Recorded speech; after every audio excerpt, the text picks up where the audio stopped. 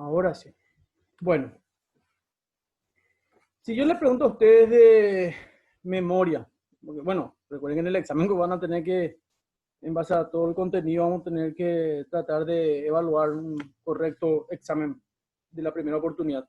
Y como yo le había comentado ya a usted, el examen de la primera oportunidad va a ser específicamente escrita. Va a ser teórica y no va a haber desarrollo de ejercicio en esta ocasión, en la primera oportunidad. Pero sí le voy a hacer preguntas técnicas, o sea, preguntas específicas para el examen. Entonces, eso sí tenemos que manejar. Tenemos que tener ese conocimiento. Si bien no vamos a hacer cálculos, pero sí tenemos que tener conocimiento del ejercicio en sí.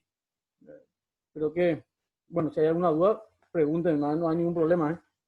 Bueno, si yo, por ejemplo, le pregunto a ustedes cuál es el ciclo, el proceso de elaboración o cómo se compone el proceso de elaboración de un anteproyecto presupuestario, ¿qué usted me diría?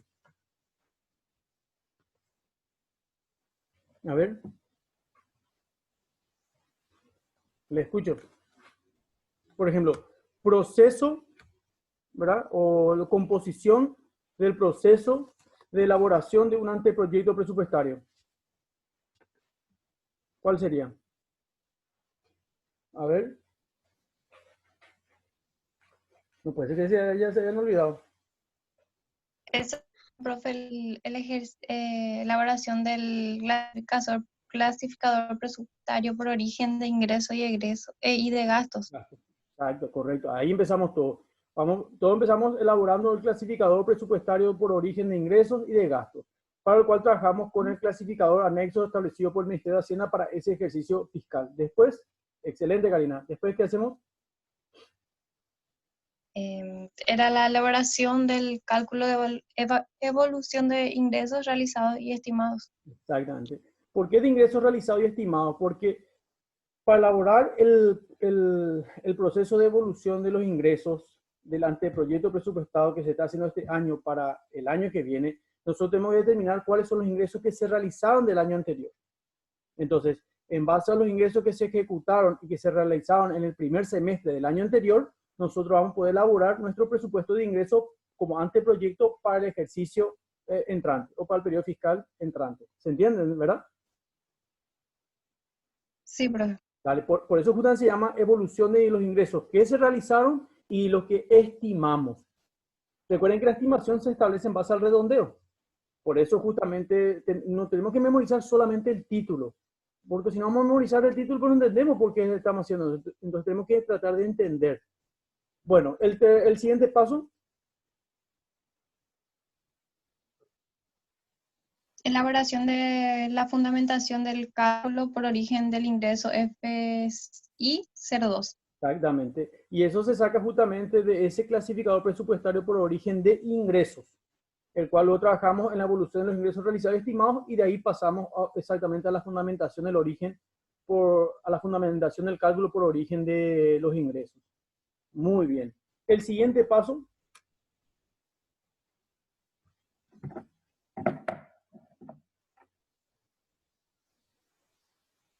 La parte de sueldos. La elaboración de Sí. los cálculos de montos de... Nosotros le conocemos De como, servicios personales. exactamente, que le conocemos como grupo 100. Recuerden que el grupo 100 estamos hablando justamente de los servicios personales, que habla de la remuneración básica, los sueldos, aguinaldos, ¿verdad? Gastos de representación, dietas, etcétera. Justo es lo que estuvimos estudiando en la primera clase que tuvimos en la primera reunión. Muy bien. Después, el siguiente paso. Ya es la elaboración de los gastos por objeto de gastos, subgastos y grupos. Exactamente. Muy bien. Y por último, ya la elaboración del formulario FG03, que básicamente es la justificación ya de los créditos presupuestarios, en el cual pasamos todos los gastos en base, obviamente, establecidos por los grupos, subgrupos y, obviamente, objeto del gasto. Entonces, ahí como una información detallada sería en todo caso. Bueno, muy bien. Ese sería el proceso o la composición del proceso de elaboración de un anteproyecto presupuestario. Entonces eso tenemos que manejar bastante bien.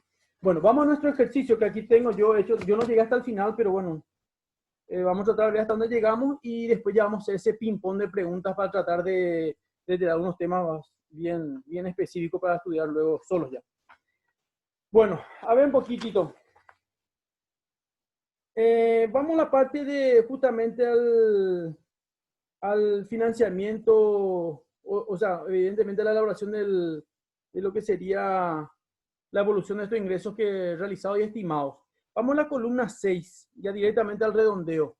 ¿Me pueden ir dictando los montos que estuvieron redondeando? ¿Cuánto le salió el redondeo? Bueno, profe, le digo. El primero le hice 70.200.000, ¿Sí? 65 millones, ¿Sí? 44.300.000, ¿Sí? 42.800.000, Uh-huh. 19.400.000, 48.500.000, 60.800.000 y en total me salió 351 millones. Claro, claro. Perfecto, perfecto. Excelente. Y vamos a la parte del concepto. ¿Quién me puede leer la parte de concepto, la parte teórica, donde se describen los ingresos? ¿Me pueden ir clasificando el detalle, el concepto? Empezamos con ingresos corrientes, ¿verdad? Ingresos corrientes. Después, ¿qué viene a continuación? Ingresos tributarios. Ingresos tributarios. Después, Impuesto a los ingresos, impuestos. Tenemos ingresos corrientes, ingresos tributarios, después impuesto a la renta de actividades comerciales, industriales y de servicios. Después tenemos, ya estamos dentro del 110, que era el 001 y ahora el 005. Renta del pequeño contribuyente. Después pasamos al 113, que sería impuestos internos sobre bienes y servicios. Dentro de la familia del 113 están el 012, o si quieren poner 113, 012. Impuesto de patente a la profesión, comercio e industria. Después tenemos el 013, que es impuesto a la probabilidad, perdón, impuesto a la publicidad y propaganda. Después tenemos el 020, patente de vendedores ambulantes. Luego pasamos al 119, que son otros ingresos tributarios. Dentro del 119 tenemos el 119.001, que sería impuestos sobre actos y documentos, y el 119.003, que sería multas. ¿Está bien eso? profe, el de multa, ¿cuánto usted le puso el código? 003. Ok, gracias, profe. Perfecto. Pero vuelvo a recalcar, en esta primera oportunidad, como no va a haber ejercicio, nosotros no vamos a hacer esto y tampoco no le voy a pedir que aprendan de memoria. Pero sí voy a pedir que aprendan, por ejemplo, que 100 en ingresos son ingresos corrientes, por ejemplo. Así, la familia de lo que serían los grupos, por ejemplo. Eso sí, grandes detalles. Por ejemplo, si le pido cuál sería la codificación para los servicios personales, que sería el clasificador de gastos, y eso también es 100. Esas cosas sí. Para los detalles, no, obviamente ya sería mucho ya. A ver, un poco, a menos que ustedes quieran, ¿verdad? Si ustedes quieren, no hay problema. Seguimos. Tengo miedo. Mejor nomás, vamos a sintetizar, vamos a ser más simple nomás. Grupo 100 en la parte de clasificador de gastos sería servicios personales, ¿verdad? 110, remuneraciones básicas, ¿verdad? Dentro del 110 tenemos los 111 que serían sueldos, 113 gastos de representación, 114 aguinaldos. Pasamos ahora a los 130, que sería asignaciones complementarias. Y dentro del 130 tenemos solamente el 134, que sería aporte jubilatorio empleador. Luego volvemos al grupo 200, que serían servicios no personales, y tenemos dentro de su grupo 210, que serían servicios básicos. Y dentro otra vez de los 210 tenemos 211, que sería energía eléctrica, 212, que es agua, y 214, que son teléfonos, telefax y otros servicios de telecomunicación. Este podría ser una preguntita también de examen. Por ejemplo, nosotros podemos establecer que los servicios o los gastos que representan servicios públicos, agua, luz y teléfono, por ejemplo, corresponde a los servicios personales. ¿Eso es verdadero o falso? ¿Cómo que no? Repito. Falso. Falso, exactamente. Repito otra la pregunta. Vamos a suponer que por ejemplo, sale el sistema de verdadero falso y donde determino que los servicios públicos en los cuales incurre la institución, porque una institución pública también paga servicios públicos, o sea, la municipalidad también paga agua, luz, teléfono, no están exonerados ellos de eso. Y ese gasto tiene que estar presupuestado. Bueno, y la pregunta era la siguiente. Suponiendo que estos gastos públicos están comprendidos dentro de del grupo 100 que corresponde a servicios personales. Y eso es falso. ¿Por qué es falso? Porque servicios personales, ¿a qué envuelve? ¿Qué encierra servicios personales? Servicios no personales sería básico. Exacto, las remuneraciones básicas. Todo lo que implica remuneraciones básicas. No no el pago de otros servicios públicos como agua, luz y teléfono. Eso está, por ejemplo, dentro de servicios básicos, no remuneraciones básicas. Remuneraciones es salarios, sueldos, dieta, aguinaldo, gasto de representación. Y servicios básicos sí podría ser agua, luz, teléfono. Entonces, esas cositas, por ejemplo, ahí tenemos que tratar de no confundir, de no llevar. Nosotros que en la contabilidad, ustedes saben que la contabilidad es una ciencia exacta. Entonces, no tenemos que errar en esas cositas. Bueno, vamos un poquito a los valores. Vamos directamente al formulario de cálculo de monto para el grupo 100. ¿Cuánto le salió el total? En la parte de la línea de los 111, ¿cuánto le salió? El 111, lo que sería la parte de sueldos. A mí me salió, vamos a controlar juntos, 174.125.280. ¿Puede ser? Sí, profe. Perfecto. En la parte de gasto de representación, 6.004.000. Sí. Correcto. En la parte de gasto de representación, bueno, al gasto de representación, aguinaldo, 15.010.440. Sí, profe, igual. Y aporte jubilatorio del empleador, 17.412.528. Espera un poco. Sí, Sí, ¿verdad? Correcto. sí, profe, igual. En total, entonces, repito, lo que implicaría todo lo que sería servicios personales dentro de lo que sería el 100, 212.548.252 guaraníes. Sí. Bueno. Y en la parte de lo que sería ya, obviamente, la clasificación de los gastos por objeto del gasto, grupo y grupo, me salió a mí por lo menos 138 millones, ya total ya, 138.451.748. ¿Cuál, profe? 138. En el ejercicio, profe, salió cuatro columnas de más. Le agregué eso, pero si le agregaba me salía más. ¿Cuántas columnas salía el ejercicio? Viste que hay 4 de más. Hay 4 gastos que no se especifica de qué es. Eso es lo que vi. 4 gastos que no se especifican. Sí, dice clip de papel 10 a 16.000 y después hay 5.000, 10, 500, 8 y su precio, pero no dice qué gasto es. Sin ese sale, pero si le agregamos ese ya no. Ajá. Bueno, si le habré copiado de más nomás. Vamos a controlar uno. Tenemos consumo de agua, consumo telefónico, Sí. Consumo de energía eléctrica, bolígrafos de 50 unidades, caja de grampa para presilladora, calculadora eléctrica 12 dígitos, cartucho para impresora HP, CD recargable, papel para calculadora, resma de hoja tamaño oficio, servicio de copia en blanco y negro, sillas, toner para impresora láser jet HP, adquisiciones de PC, Acer, acondicionador de aire de 24.000 BTU, servicio técnico de equipo informático, gasolina, escoba de nylon, desinfectante doméstico, detergente de limpiadores para instrumentos, ¿sería? Y clip para papel. Sí, profe. Bueno, y en la cantidad, voy así para calcular nomás, en la cantidad voy calculando. 12, después tengo 3, después 12, 6, 24, 1.000, 150, 2.500, 12, 10, 3, 3, 12, 10, 10.000, perdón, gasolina sería 10.000 litros. Escoba nylon 12, después 24, 24 y 10. ¿Vamos bien hasta ahí? Sí, profe. Y en el precio unitario, voy desde el comienzo acá.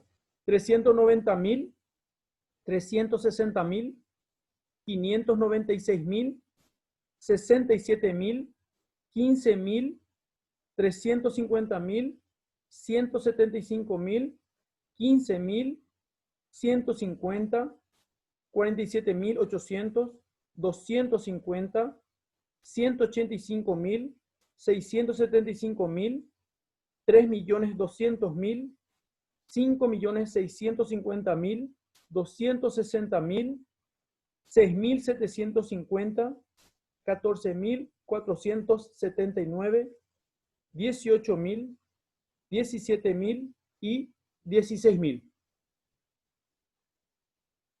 Sí, profe, está igual. Correcto.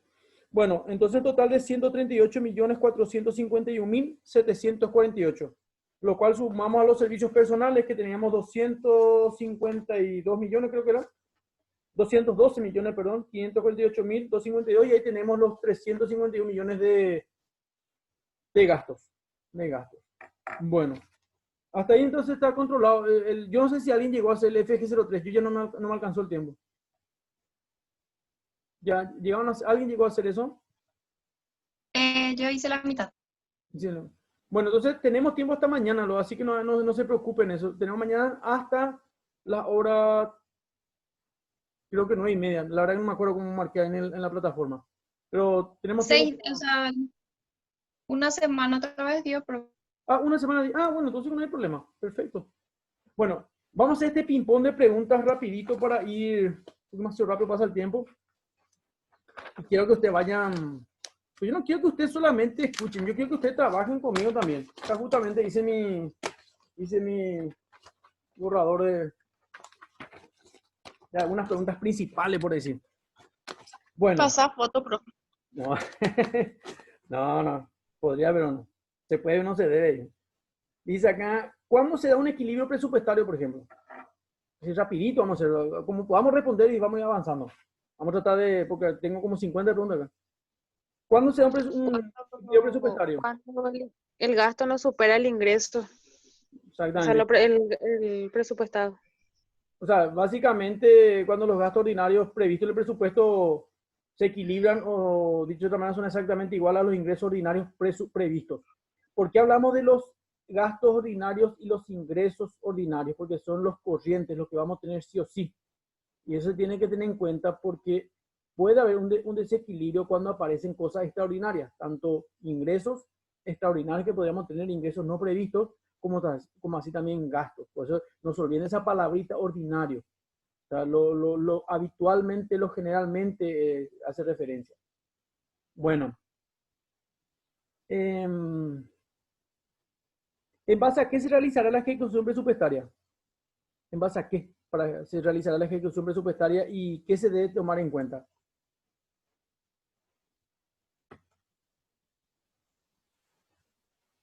¿Recuerdan eso?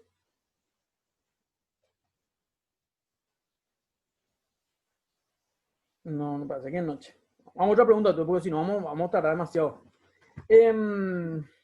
¿Qué implica o qué es un plan financiero? ¿Qué implica o qué es un plan financiero? Bueno, en realidad es un concepto contable, no es solamente para contabilidad gubernamental. Alguien nos puede preguntar a nosotros en la calle, ¿qué es un plan financiero?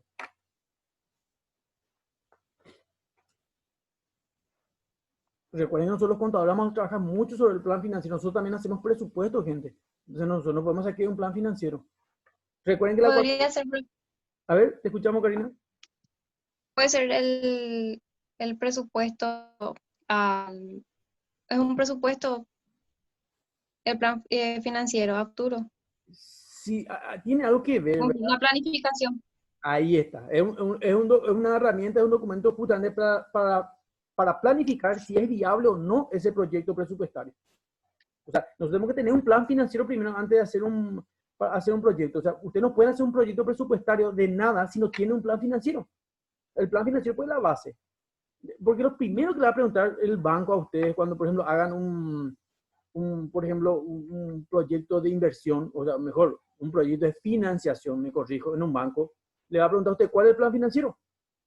Y ustedes van a decir, no, no, pero yo vengo nomás acá porque tengo un proyecto interesante. Sí, pero ¿cuál es tu plan financiero? ¿Sobre cómo vas a sustentar? Porque el banco te va a decir, te está diciendo el banco, ¿cómo pensás pagarme? Te está diciendo. ¿Cómo vos pensás sacar la plata y vos no tenés un plan financiero, no tenés planificación? Entonces tu préstamo no es viable. Y ahí lo primero que hace el cliente, si tiene ese embrollo con el gerente del banco, se va a ir junto a usted y le va a decir, ¿cómo vos no me dijiste que hay que tener un plan financiero primero? ¿Entienden? Entonces, tenemos que ordenar nuestra idea para poder hacer bien Recuerden que el contador no es solamente tenedor del libro, el contador es un asesor financiero. Repito, para ir a solicitar un crédito financiero para proyectar una inversión, porque sería por ejemplo un presupuesto, en este caso, justamente usted tiene que sustentar eso sobre un plan financiero. El plan financiero es la forma, el canal por el cual se va a poder amortizar, se va a poder cumplir con esa obligación. Muy bien. Y recuerde que eso envuelve toda la información económica financiera de eso. Bueno, muy bien, seguimos. ¿Qué es el crédito público? Ya que estamos hablando de crédito, ¿qué es el crédito público? Específicamente en el sector público, en la contabilidad gubernamental. Son los préstamos que solicita el Estado para inversión en infraestructura y inversión pública. No solamente para infraestructura, también tenemos para emergencia nacional, por ejemplo. Inclusive con eso podemos establecer la reestructuración del organismo del Estado, una reestructuración. Y hablamos mucho nosotros de esto porque cuando empezamos con estos 1.600 millones de dólares, recuerden, allá por el mes de marzo, se hablaba mucho de esto justamente de la reforma del Estado. Y la reforma del Estado es una palabra, o son unas palabras muy interesantes porque como es reestructurar no solamente la parte política, sino reestructurar la parte económica del Estado, cómo se distribuye la riqueza nacional. Y eso justamente se utiliza para financiar pasivos, deudas. Por eso hablamos de que el presupuesto también se puede establecer para ampliaciones presupuestarias justamente para refinanciar deudas pasadas ya. Y con las deudas y los intereses, las comisiones que no se pagaron, etcétera. Ahora, había una partecita, el crédito público te salva, ¿verdad? Pero, por ejemplo, el crédito público para amortizar gastos corrientes. ¿Está bien o está permitido o no? Es lo que te quiero preguntar. No se debería de utilizar porque dice que, creo que el artículo 216 hay que dice que que se utiliza solamente para inversión y no para otros rubros o para cubrir gastos. Porque básicamente, ¿qué son los gastos corrientes? Las deudas a corto plazo. O sea, los salarios y otros gastos básicos. En teoría, pues, una administración pública, llámese, no quiero decir más municipalidad o gobernación, cualquier organismo o entidad del Estado tendría que tener recursos propios para pagar los salarios de sus empleados. O sea, sacar un crédito público, un préstamo para pagar salario, eso ya es preocupante. Eso ya es preocupante. Es sentido común nomás en la contabilidad. Fíjense que si usamos nuestro patrimonio neto, por ejemplo, para cubrir nuestra deuda, ¿eso se puede o no se puede? Pregunto, ¿no? Es de una pregunta contable general. ¿Podemos tocar nuestro patrimonio neto para poder pagar deudas del pasivo? ¿Se puede? Pregunto. Recuerden que nuestros clientes no van a... Nosotros somos un poquito de maestro también en la contabilidad. O sea, van a venir clientes y nos van a hacer preguntas y nosotros tenemos que responder. Y la contabilidad, la diferencia que hay entre la contabilidad y la economía es que la contabilidad es ciencia exacta. Acá no podemos... Recuerden que el patrimonio neto es el financiamiento propio de la propia empresa. ¿Qué quiere decir eso? El financiamiento con terceros es el pasivo, las obligaciones que yo tengo con terceros para poder generar mi empresa. Y el patrimonio neto es la plata que yo puse para financiar mi empresa. O sea, es la deuda que tiene la empresa conmigo mismo, por decirlo de otra manera. Ahora, si yo toco mi reserva, toco mi capital para pagar mi deuda, prácticamente estoy sacando de una deuda para pagar otra deuda. Y no es lo correcto. Lo correcto es, en una visión económica, administrativa y financiera correcta, es que mi activo, que es la inversión, genere el factor productivo el cual me ayude a pagar mi deuda. Y el sobrante, el excedente que me queda sería mi ganancia, mi excedente. Pero si yo estoy tocando mi patrimonio neto, es porque evidentemente mi activo no está produciendo. Entonces estoy tocando mi ahorrito. O sea, o estoy tocando lo que realmente es mío para pagar deuda. Entonces quiere decir que mi activo no está funcionando. Y ese mismo principio se aplica al Estado. El Estado, al fin y al cabo, es como una gran empresa nomás. Es una empresa pública. Es del Estado, es de todos los paraguayos. Bueno, y entonces dice acá, gastos corrientes. Es aquel que efectúa el Estado con la misión de contratar personal o personas o pagar al personal ya contratado o en su defecto aquel destinado a la compra de insumos, de bienes y servicios esenciales para llevar a cabo las funciones de la administración pública, lo que normalmente cada año utilizamos. Ahora, el crédito público, recuerden que genera deuda pública. Y la deuda pública se clasificaba, ¿cómo se clasificaba la deuda pública? Crédito público, para el crédito público, ¿qué es lo que viene detrás del crédito público? Es deuda pública. Y la deuda pública no está mal, porque con la deuda pública vos podés proyectar, como dijo muy bien la compañera Ada, podemos infraestructura, emergencia nacional, reformas del Estado, un montón de cosas. No estamos mal. Necesitamos tener deuda pública, lo que tenemos que cumplir más con eso. Ahora, ¿cómo se clasifica esa deuda pública?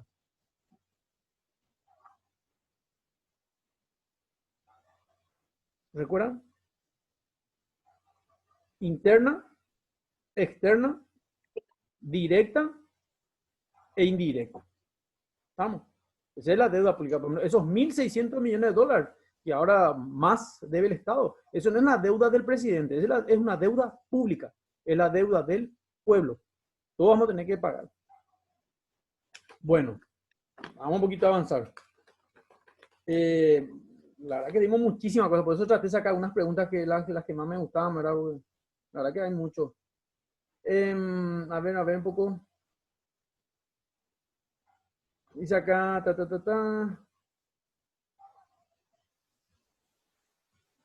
Bueno, el déficit fiscal, ya que estamos hablando de eso, el déficit fiscal, déficit presupuestario o déficit público también le llamamos.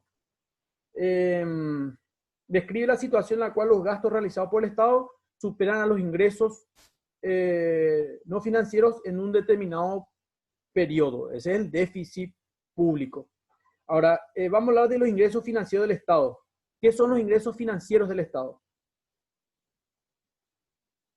Porque tenemos ingresos financieros y tenemos ingresos no financieros. ¿Qué son los ingresos financieros? Son todos aquellos relacionados con la obtención, la administración y el empleo de los recursos indispensables para la satisfacción de las necesidades públicas, servicios públicos, intereses por crédito público, etc. Y los ingresos no financieros del Estado, estos serían los ingresos que se recaban a través de los impuestos. Sería eso. Ahora, ¿qué es la deuda pública? Es el conjunto de deuda que tiene el Estado frente a particulares, que podrían ser bancos de la plaza bancaria e inclusive deudas con otros países. Ahí estamos hablando de deuda externa. Por eso pues hablamos de deuda interna, externa, directa e indirecta. Constituye una forma de obtener recursos financieros por el Estado, materializando generalmente mediante emisiones de títulos de valores o bonos soberanos del Estado como las garantías. Y justamente esto vino muy oportuno cuando nosotros empezamos el semestre porque se acababa el Estado paraguayo acababa de emitir bonos y evidentemente obtuvo muchos créditos públicos a través de eso, de la emisión de esos bonos. Bueno, vamos un poco más rápido. Seguimos. Vamos a hablar un poco de lo que sería, ¿cuál es la idea central de lo que sería la aplicación del CIF? Había dos bases sobre las cuales se sustenta el SIAF, perdón, el Sistema Integrado de Administración Financiera. Hablamos de lo que serían las normas y la operatividad. Esas son las dos bases, la idea central sobre la cual se sustenta el Sistema Integrado de Administración Financiera Pública. ¿Cómo es el tema de las normas, la parte normativa? ¿Recuerdan? Lo que es centralizado. Centralizado, Lo que es igual para todos. Exacto, centralizado y unificado para todos los organismos y entidades del Estado. Excelente, muy bien, Jessica. ¿Y la parte operativa? Depende de cada empresa. Exacto, ya es descentralizado, eso es descentralizado. Recuerden que hicimos la primera narración histórica, las primeras unidades, y antes no era así. Ahora sí ya, las normas siguen siendo centralizadas, pero la parte de operatividad para cada institución del Estado es descentralizado. Muy bien, muy bien, muy bien. Ahora, a ver, poquito. ¿Cuáles son los sistemas o componentes del sistema del SIAF? Ya que estamos hablando del SIAF, ¿cuáles son Los componentes. 6 teníamos, ¿recuerdan?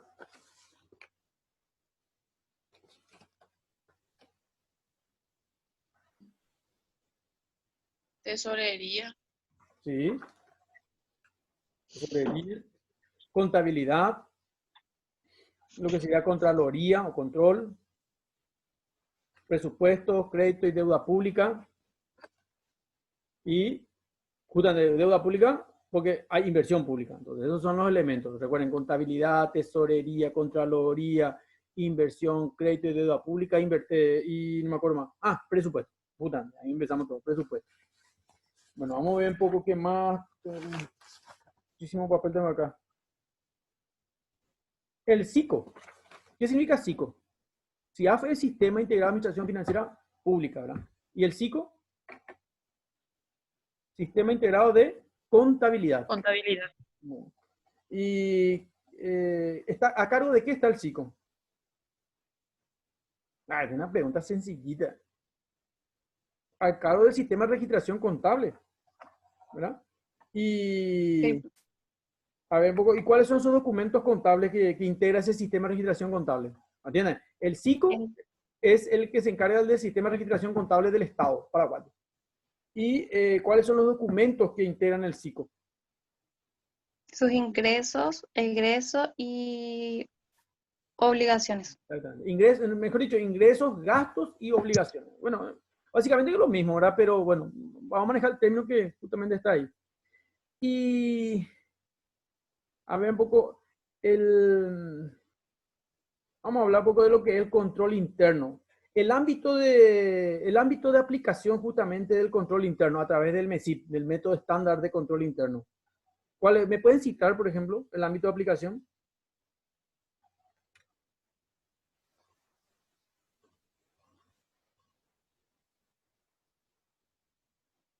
¿Recuerdan? Poderes del Estado, los 3 poderes del Estado, gobernaciones departamentales, municipales, entes autónomos, entes autárquicos, empresas públicas, empresas mixtas, entidades financieras oficiales, BNF, por citar, universidades nacionales, la justicia electoral, la Contraloría General de la República. O sea, hay para citar muchísimo. Bueno, ¿cuáles son los objetivos del MESIP? ¿Cuánto tiempo tenemos todavía? Tenemos tiempo todavía. ¿Cuáles son los objetivos del MESIP? Garantizar los objetivos y metas del Estado paraguayo, promover la capacitación de los servidores públicos, fortalecer el sistema de comunicación entre todas las entidades. ¿Cuál es la fundamentación del control interno? ¿Recuerdan que yo les había hablado de las 3A? Fundamentación del control interno. Autorregulación, autocontrol. Autogestión. Y autogestión, exactamente. Bueno. ¿Quiénes son los responsables de la implementación y que se siga la correcta implementación, valga la redundancia, del MESIP?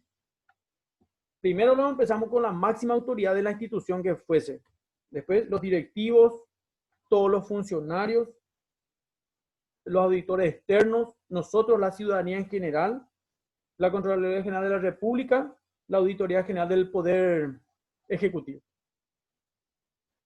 ¿Y quiénes se benefician con la implementación del MESIP?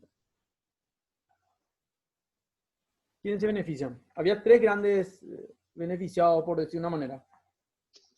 Era la ciudadanía, la entidad y los funcionarios. Perfecto, excelente, excelente. Vamos a ver un poco si podemos... ¿Qué es un control interno? Ya que estamos hablando tanto de este tema, ¿qué es el control interno?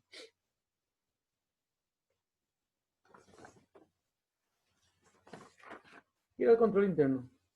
Un conjunto de normas, procedimientos, ¿qué más era? Hasta ahí yo me acuerdo. Acciones, mecanismos, técnicas e instrumentos de control. Sí, perfecto.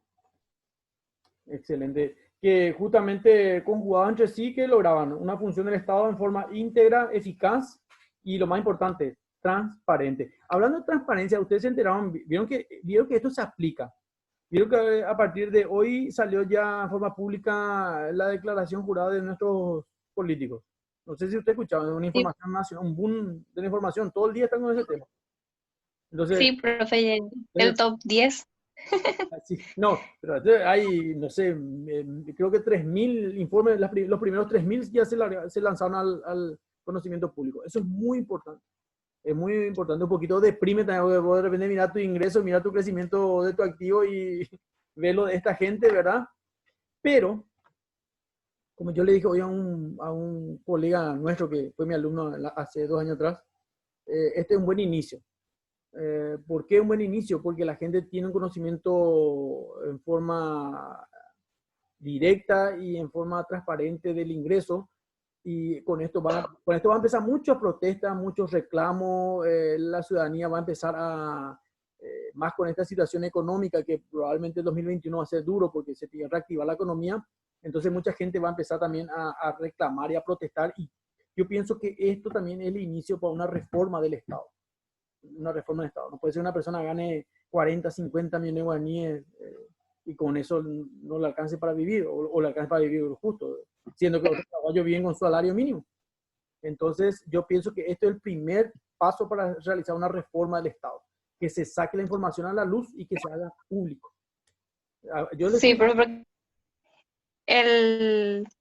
la parte patrimonial del vicepresidente creció impresionante, era más de 1000%, no sé qué, una locura, algo así salió. es algo que no tiene ni sentido. Por eso esto yo estoy casi seguro que mucha de esta gente no va a estar pasando bien ahora, porque son informaciones que se hizo público. Entonces funciona deseo el sistema, funciona. Todo lo que nosotros estamos estudiando es aplicado deseo a la realidad. A lo mejor no como nosotros quisiéramos, ¿verdad? Pero se aplica, se aplica. Y esto, yo le veo de forma muy alentadora que esta información se haga pública. Y a partir de esto que se hagan muchas reformas, muchos cambios. Bueno, gente, nos queda ya prácticamente un minuto nomás. ¿Usted ya tiene la fecha para nuestra primera oportunidad? ¿Ya tienen ya? ¿Ya Sí, tienen? profe, ahora enviaron. Dale, excelente. Así que, gente, vamos a estudiar, vamos a seguir estando en contacto y les agradezco muchísimo. Y a estudiar para que esta primera oportunidad ustedes ya rindan todo bien y puedan estar de vacaciones ya, descansando ya de todo este montón de cosas bastante difíciles que tuvimos este año. Así que yo les aliento a que sigan estudiando, más o bien trabajaban conmigo, yo estoy muy contento con ustedes y estoy a disposición de ustedes para cualquier consulta. ¿Estamos? ¿Qué les parece? ¿Quedamos así? Sí, profe, muchas gracias. Dale, no, gracias a ustedes. Bueno, seguimos en contacto para cualquier consulta. Dale, profe. Muchas gracias. Gracias Dale, a ustedes. profe. Gracias. Chao, chao. Gracias.